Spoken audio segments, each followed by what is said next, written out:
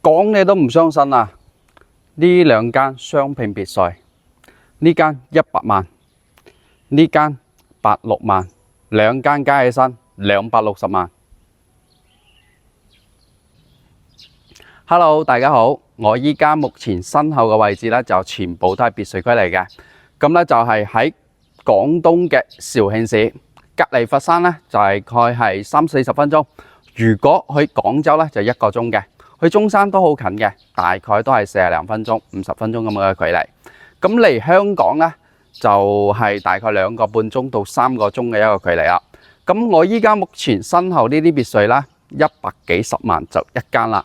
咁咧好多朋友問到我買嚟度假養老咧，呢啲別墅值唔值得入手？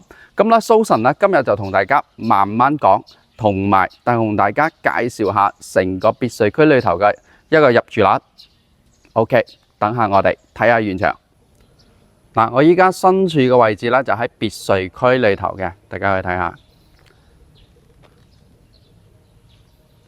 一排一排，非常之整齊。咁咧，我依家目前嘅正前方，嗱呢個位置咧就係啲洋房嚟嘅。咁呢邊咧就係公寓，公寓咧總價5萬蚊一套嚇。咁咧洋房咧係20萬到40萬之間一套，係大裝修嘅。咁咧仲有啲 level 嘅公寓咧，大概10萬蚊左右。嗱呢啲咁嘅一個區域，你話適唔適合度假咧？咁咧等下再兩睇下。咁咧我依家目前嘅新穗別墅區裏頭咧，就大家可以睇下佢呢啲雙拼。咁咧佢嘅花園咧普遍都有200方到400方不等嚇。咁咧呢間咧就已經住噶啦。咁咧隔離嗰個單邊位嘅位置都係賣嘅，等下再同大家睇下裏頭賣幾錢，同埋佢嘅花園有幾大。咁咧呢一排咧都基本上住噶啦。咁呢度咧就係啲4連排嚟嘅，嗱1間、2間、3間同埋4間。咁咧第5間個位置咧都係住噶啦。咁咧平時咧佢啲別墅嘅設計咧，你可以開車入去嘅。不過咧依家呢個區咧住嘅人唔多，因為你買得別墅咧，佢嘅入住率係唔高嘅，基本上係2到3成嘅入住率已經算可以噶啦。但係呢個區咧就接近2成多啲啦，都唔算特別多，但係整體就還可以。啲花園都好大，見到未？呢啲咁嘅別墅咧，其實係唔貴嘅。等下同大家介紹下呢個邊位有間好靚仔嘅。咁咧往前面睇啦，大家可以睇到白色個車啦，就係佛山車牌嚟嘅。再前面咧就係廣州車牌。咁咧好多係廣州佛山嗰邊嘅人過嚟買養老度假，因為離佢嘅距離咧都係1個鐘內，半個鐘一頭半個鐘嘅咁嘅距離。咁咧佢嘅別墅呢個組團咧叫 A25 區，都非常之大。咁別墅裏頭咧有 A24啦、A25啦、A26、A27嘅。咁咧就佢有4-5個區都係別墅區嚟嘅。非常之 nice。點解咁講咧？睇到大家上面藍藍的天空，呢啲個環境咧，的確係適合度假同埋養老嘅。咁咧，對於香港朋友嚟講咧，適唔適合咧？等下再同大家分析下嚇。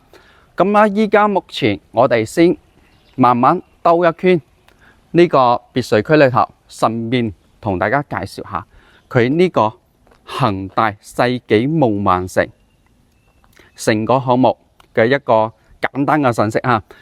官方規劃咧，佢嘅用地咧係有5130畝嘅。整體規劃咧係差唔多去到8600畝嘅，因為佢前身咧係一個高爾夫球場嚟嘅。都好多有錢人咧，週末平時日間頭都係過嚟打高爾夫嘅。佢嘅規劃啦，主要都係文旅為主。之前咧佢嘅一個成個項目規劃咧有七角嘅風情商業街6角嘅風情酒吧街仲有濱水嘅一個大型商業區、恒大影城，但係呢啲全部爛晒尾嚇。佢嘅仲有規劃游泳池、籃球場、網球場、健身館等10幾個場館嘅，呢啲都係冇兌現。所以咧佢都係佢造成一個入住率唔高嘅一個原因，同埋緊急拋售嘅一個原因。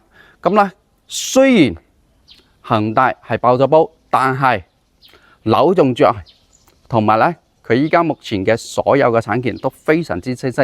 依家買嘅全部都係二手，如果你冇批咧，乾手淨腳。你依家交晒錢，業主立刻過戶到你嘅名下哈。咁咧呢間係住噶啦，呢間應該係兩親戚嚟嘅嗱，大家可以睇佢嘅地板都係一樣嘅。咁啊呢個係4連排，呢個第一間，呢個第二間，呢個係第三間，第四間就喺呢個單邊位嘅位置。咁咧呢啲就稱為4連排，4間連埋一齊嘅。咁咧呢啲都唔係好靚仔嘅。如果你知唔知？如果你買中間位咧，有個區總價35萬都可以買到一間咁樣嘅別墅，地上2層，一層2層，咁地下咧仲有層嘅送嘅，唔入證面積。咁別墅咧，好多人擔心啊，買別墅啊，管理費啊，係咪好貴啊？其實我同你講，好平㗎咋，3蚊半一個方，按房產證嘅面積嚟計。例如呢套別墅連排嘅建築面積135方，咁咧我哋按3蚊半方一方嚟計啦，大概就500蚊唔到一個月。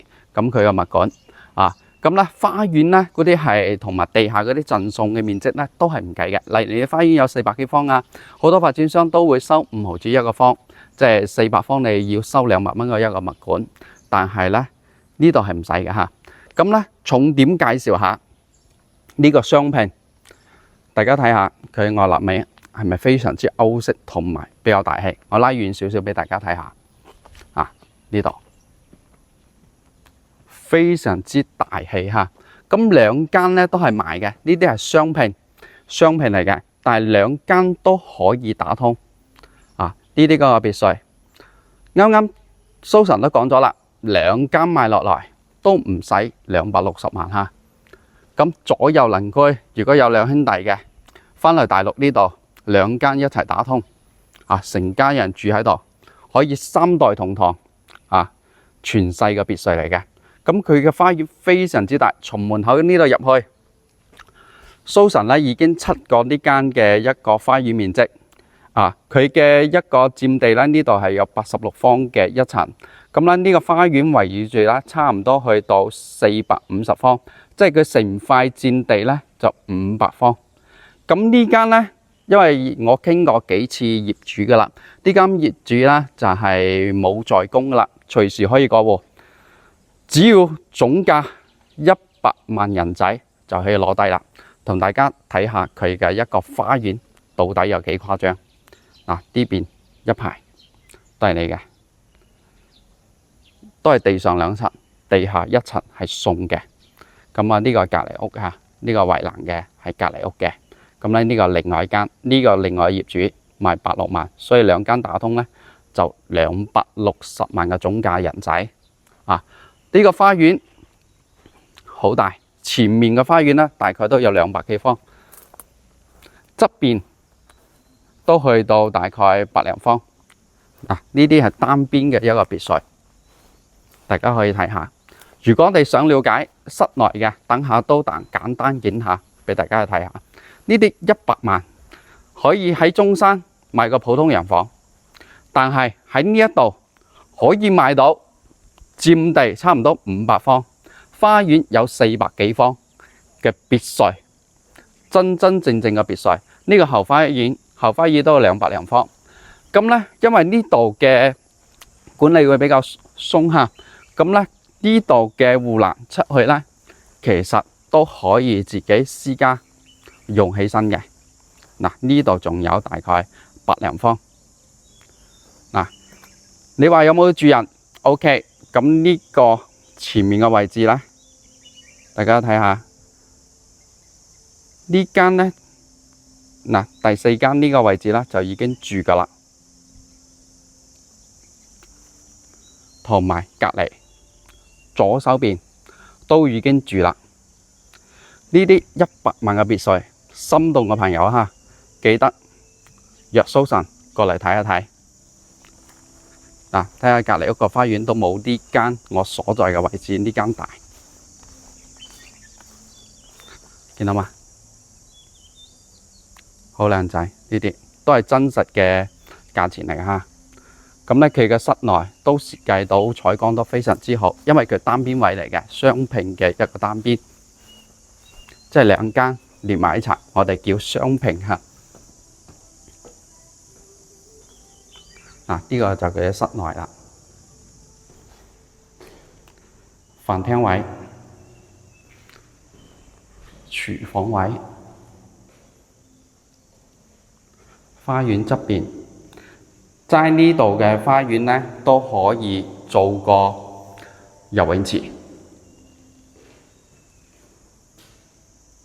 呢啲全部都好方正嘅。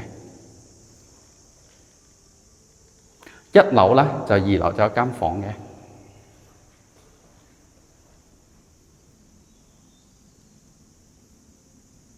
啊！啲採光依家晏晝嘅4點零鐘，接近5點鐘，因為太曬啦，啱啱蘇神大炎夏，咁咧啱好有時間同大家同香港嘅朋友咧講下呢邊嘅一個別墅。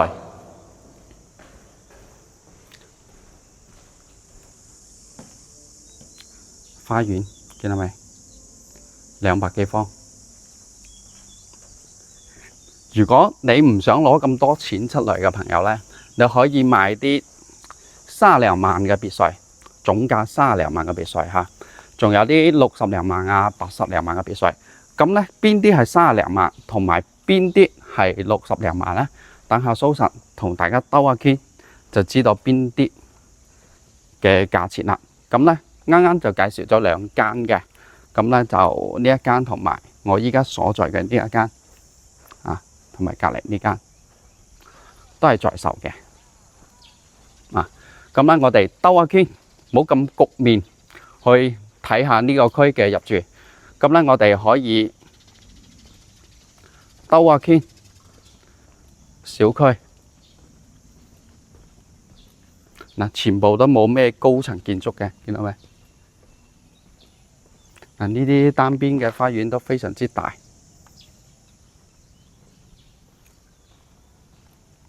隔2、3戶，因為呢區住到人比較多，隔2、3戶啦就有人住啦，或者裝修嘅。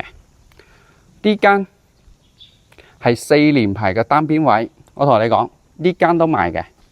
呢間總價88萬，都係地上2層，地下1層。咁裏頭嘅硬裝咧，即係地板、天花同埋瓷磚咧，都已經鋪起啦，總價88萬。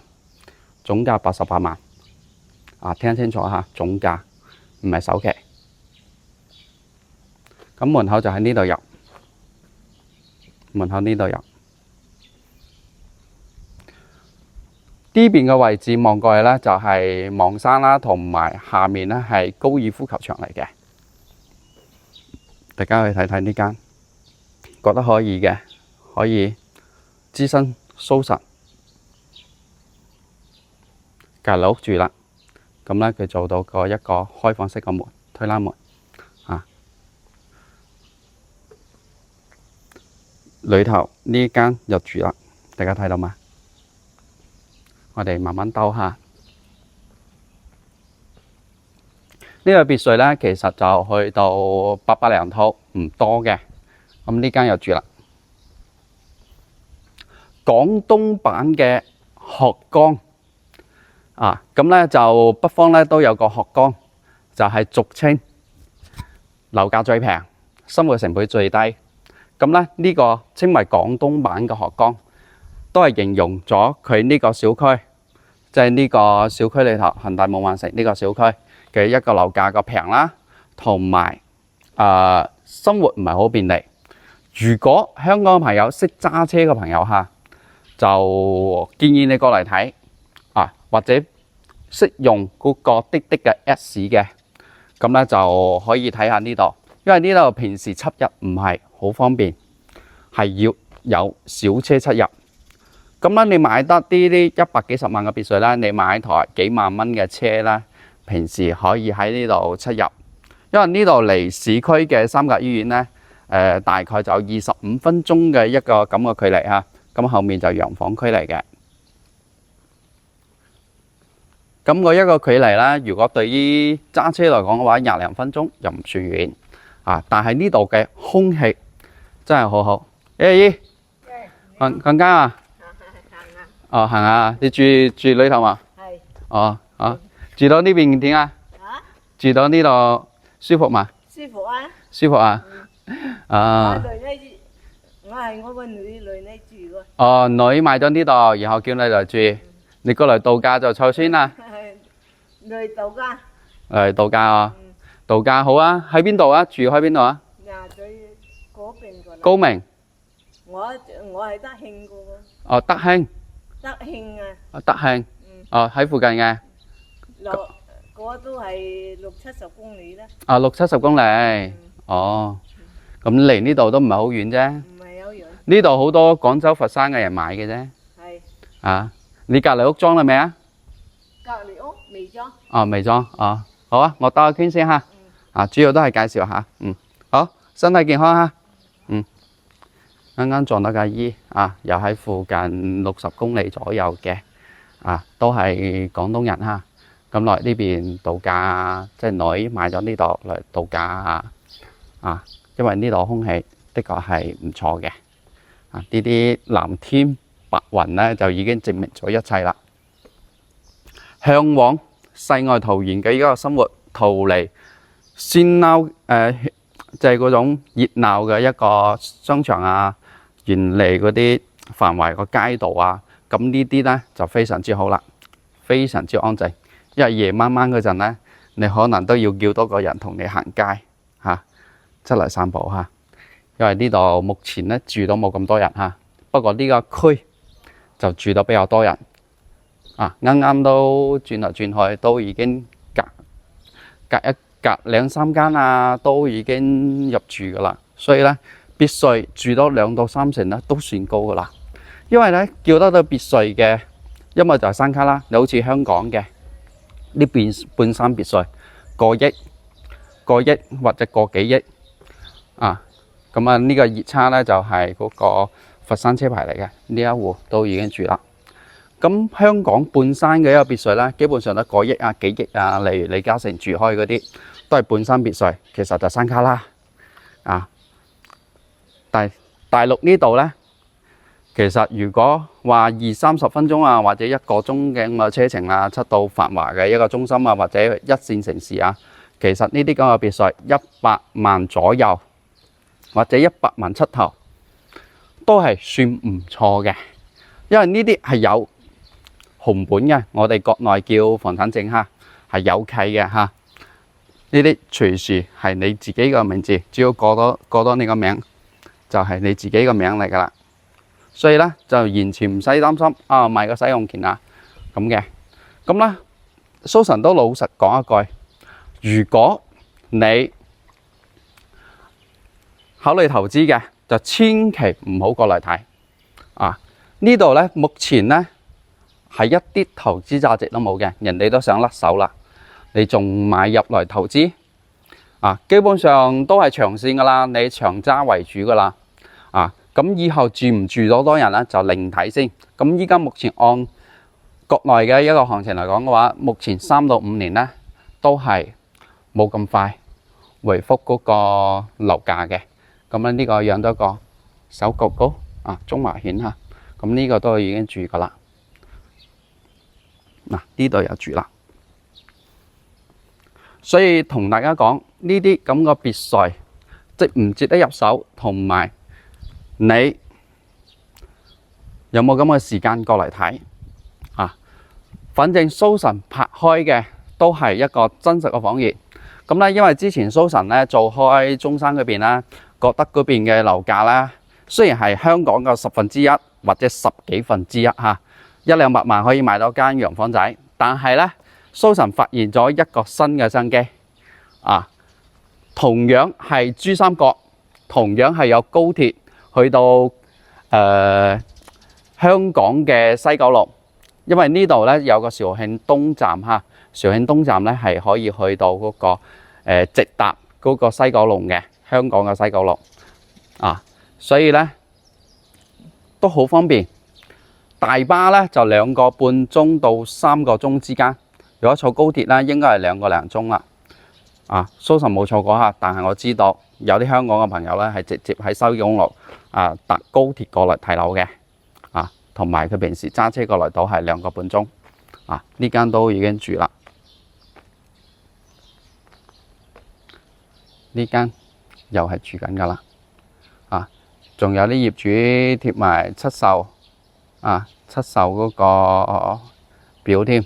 因為呢度咧實在太少人啦，連 agent 都少，所以咧如果你係香港嘅朋友或者澳門嘅朋友或者係國外海外嘅朋友咧，返到呢度想養老度假嘅朋友咧，就一定要提前約蘇神啦，因為蘇神平時比較忙呢邊咧客源比較多，每日睇樓嘅都有幾批，而且成交又多，因為咧有人係會睇中呢一種機遇，例如蘇神咧就中山、珠海、江門都有跑嘅，不過咧就主要依家目前嘅重心咧就喺呢個廣東離珠三角最近嘅一個城市肇慶都係依家目前廣東省稍微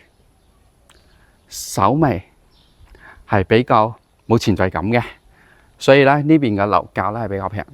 粵 Y 咧就係個佛山車牌嚟嘅，呢個佛山嘅朋友咁咧蘇神同你講，呢一間大花園300幾方，總價86萬，都係地上2層，地下1層嘅。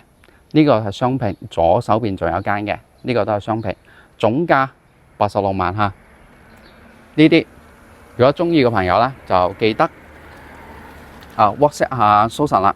咁蘇神有呢啲咁嘅別墅，帶大家睇，了解真實嘅情況。依家係日間頭嘅晏晝5點鐘左右啦。咁咧啱啱都有車出入嘅。咁前面咧個高層嘅建築咧就恒大嘅爛尾噶啦。但係呢啲別墅咧全部都係有房產證噶啦，隨時可以過到戶嘅。所以你完全唔使擔心。因為蘇神作為一個 agent 咧，都會查驗下嗰個業主嘅一個信息，有冇嗰個抵押咗俾人哋或者有冇差銀行錢呢啲我哋都係要一個一個去了解嘅。所以咧賺個新款費，生活不易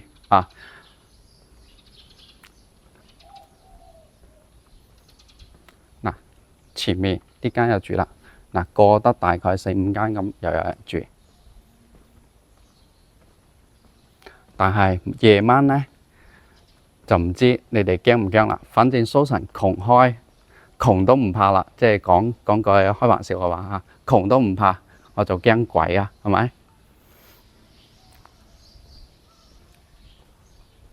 呢間呢個裂門做到咁高，私密性會好啲。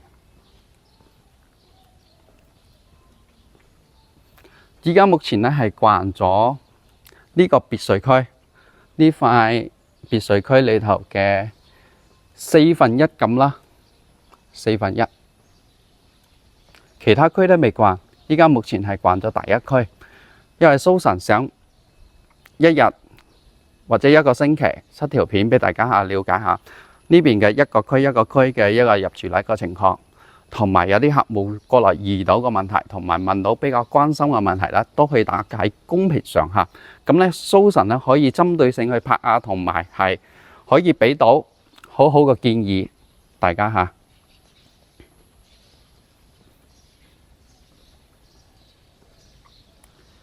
啲其實好平嘅，呢啲如果中間位個大概50零萬、50、60萬就有間啦。最平咧就30零萬，總價30零萬到40萬之間，比你買中山嘅公寓咧仲要平前面個車牌咧係粵 B， 即係深圳牌呢間裝緊啦，呢個大門都裝得好靚，睇下有冇機會入去影俾大家睇下。呢個屋子識設計喎，做咗個咁細個弧形嘅門，人行通行嘅門，應該佢做嗰種中式嘅一種設計。呢個屋主咧就賣到嘅係雙拼啦，咁咧佢呢個水泥唔知乾咗未？裏頭咧望一下，好似都 OK。我睇下硬咗未嚇？硬咗。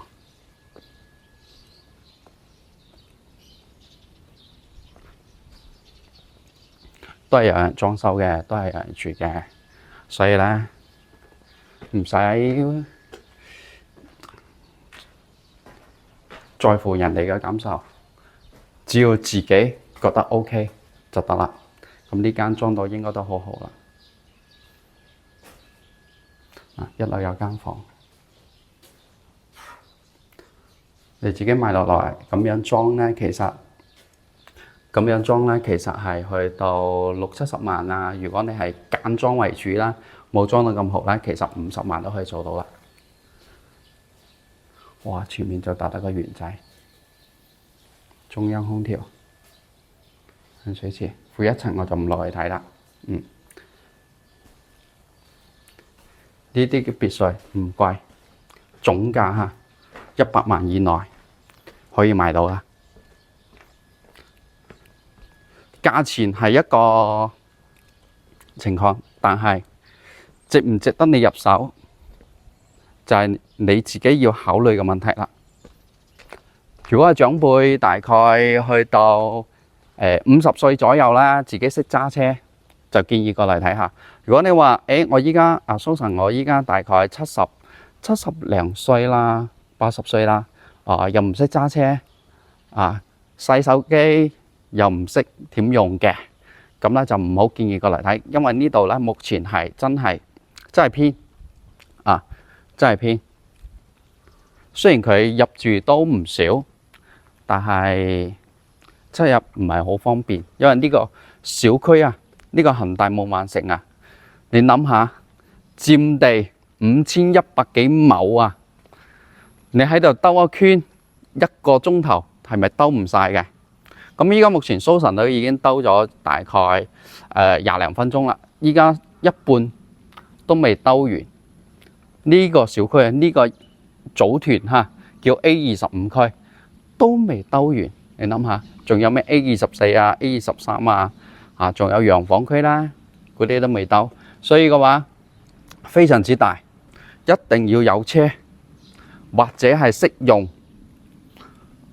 嗰個滴滴嘅，即係識用嗰啲打車軟件，唔係嘅話千祈唔好制嚇，住個人。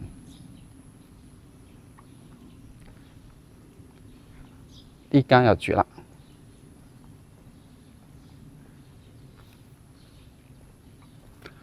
佢呢度咧，我最佩服恒大嘅。雖然佢依家係爆咗煲啊，但係佢嘅設計咧係 OK 嘅，同埋外立面嘅一個質量同埋啲磚啊，都係用到 OK 嘅。除咗啲門係得地之外，容易乜咧？你要自己換下。咁咧，佢嘅一個建築唔高係非常之舒服嘅，因為佢地上只有2層，地下嗰層咧就如果你唔係贈送嘅咧，就入房產證面積。咁佢嘅一個紅本，即係房產證嘅面積咧，就去到210方啊、220方或者230方。如果你嘅地下嗰層咧送嘅咧，唔計入房產證面積裏頭咧，一般普遍係135方到150方。咁咧交物管咧就按照嗰個135方，即係房產證嘅面積135方或者150方嚟計算嚇。咁咧呢邊個物管咧就3蚊半一個方。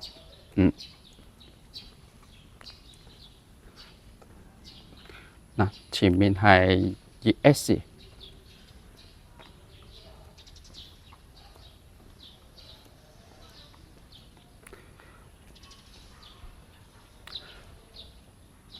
當時佢呢邊嘅一個洋房咧，就係賣緊700-8千蚊嘅。咁呢家目前佢嘅二手咧係賣緊2-3千，高賣得最高都係4000蚊一個方。呢間都裝噶啦，呢間都裝。做到硬化嚇，做到硬化。呢間咧係我另外一個業主嘅，依家喺度裝緊啦。咁咧對面咧呢度仲有間，隔佬係住噶啦。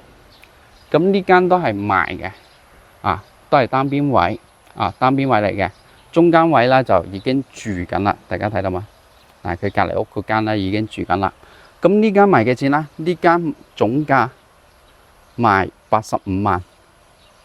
咁咧同大家偷下呢個別墅嘅外圍，同埋個花園，感受下佢個花園嘅大細。睇到嘛？呢啲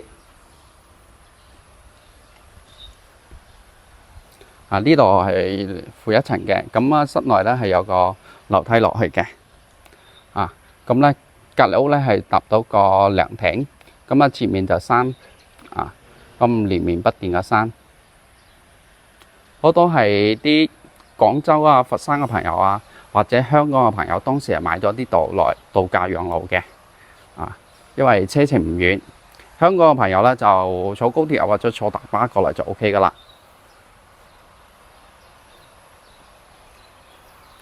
咁咧好多朋友係，如果係買來度假養老啦，依家目前好多朋友係去中山買啦，因為中山嗰個文化咧，同飲食同埋文化咧係冇咩差異嘅，基本上同源啦。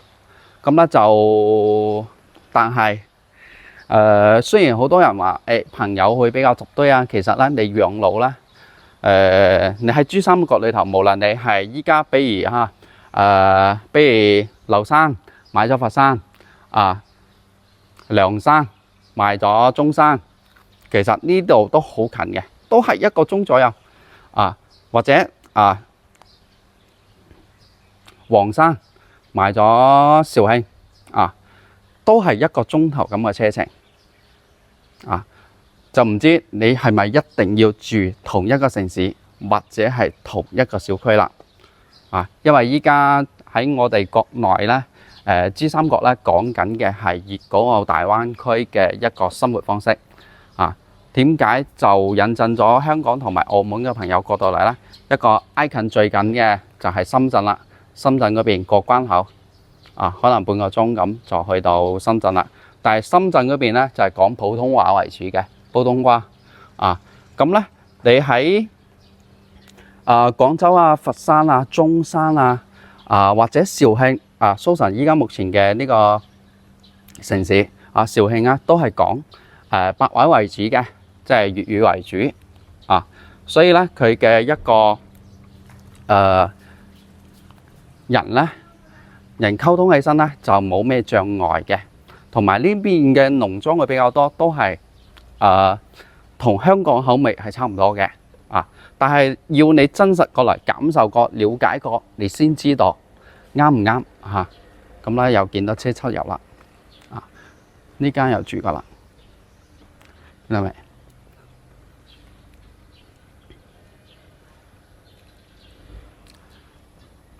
太大啦，兜唔落去啦，我已經行到攰攰地啦，所以咧一定要有朋友係識揸車嘅，或者識打車嘅。先好過嚟睇，唔係嘅話真係你平時出入唔知點算嚇。但係如果你預算唔想攞，比如我考慮到退休，我依家手頭上有500萬咁，有500萬咁咧就建議就唔好攞200萬或者300萬出來，即係攞一半嘅錢出來，置業買一嚿嘢，然後用來退休養老。盡量係用1/3左右嘅一個價錢，最好就越低越好，解住咗一個居住嘅需求，咁咧其他錢係用來自己維護自己嘅身體遇到咩急事咁可以用嗰啲備用金。但係咧，如果你投入咗一半嘅錢咧，買咗1層樓嚟居住啦，咁如果有咩頭暈身㷫或者突然間想用錢嘅情況下，咁咧就有啲頭痛啦，解決唔到嘅。所以呢邊嘅一個房價嘅成本咧，我就唔知適唔適合大家。咁呢度咧，全部無論你買邊種嘅別墅產品啦、洋房產品啦，都係100萬以內。買公寓咧唔使講啦，5萬蚊到10萬蚊一間，就可以住到咁舒適，藍天白雲。咁啦，周圍都係山清水秀嘅一個環境啦。就係生活唔係好便利啫。離醫院大概就三甲醫院咧，真係要25分鐘左右咁嘅一個車程。咁咧，如果你想去繁華嘅地方咧，都係大概咁嘅一個時間咯。想了解嘅嚇，記得 WhatsApp 蘇神。咁蘇神咧，實地帶你了解呢啲咁樣嘅別墅。如果咧香港嘅朋友過來咧，你可以坐大巴，蘇神可以俾個搭車嘅路線你，荃灣嗰個西九龍或者係啟德等等呢啲地方，好多大巴都有啲咁個好繁華嘅地點，因為呢度有中旅嗰個永東巴士港澳巴士都有所以你唔使擔心要坐高鐵坐大巴都得嘅都係比較近。當然依家熱車南下咧，你都可以揸車過嚟咁嘅一個距離買一棟咁樣嘅別墅特別對海外嘅朋友咧，如果你翻來即係退休養老嘅，咁咧就國外嘅生活過呢啦，可以過嚟睇下呢啲咁嘅別墅。咁平時三五知己得閒落嚟揾你玩，咁有咁嘅空間都顯得比較大氣住個人呢個區目前係最多嘅。咁咧下一期啦，蘇神同你拍另外一個區咧，嗰啲大概就係30萬到60萬嘅一個總價。但係咧就以目前嗰個區住到冇咁多人咁咧就我哋可以下期再見再同大家兜下藍天白雲，唔係好靚。好，今日就介紹到呢度啦，下期見。